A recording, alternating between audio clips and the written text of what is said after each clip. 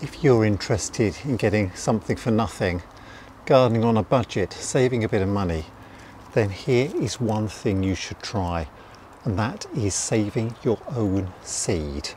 I always leave a few veg around the kitchen garden to run to seed. Most of them have been taken out, composted, but this lettuce plant, for instance, has been left, and it's producing some really nice fluffy seed heads, and these can be picked off and the seeds can be sown. And it's just one way of just keeping your own homegrown seeds from these open pollinated varieties of crops. Saving your own seed means next year I won't have to buy any packets of seeds of this lettuce variety. I'll have my own homegrown seed to sow. These are perfect. Just a nice dry sunny day. Just pick off the little fluffy heads.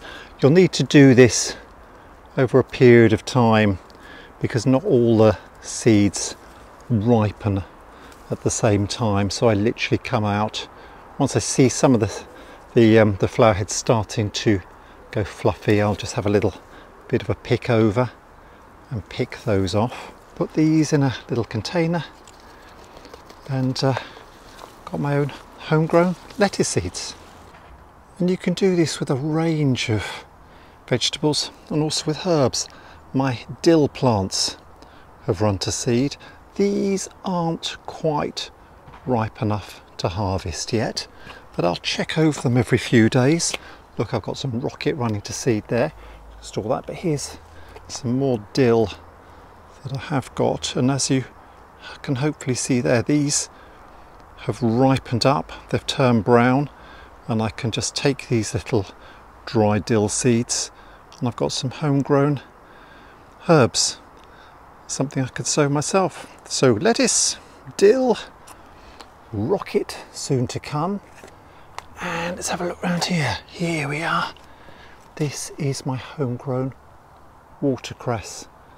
I let that plant run to seed, and the seed pods are forming nicely. They are nearly ready to ripen. You've got to really wait for the pods to fully ripen, but on this watercress, here's some which I'm just going to take off. This is fully, oh, here we are, there we go, there's one there which is already split open. Can you see that?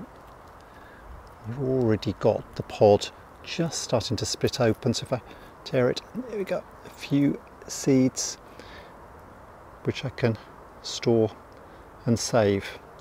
Now the nice thing is you could either leave some of these to self-seed around the kitchen garden, or you can harvest up the seeds and store them.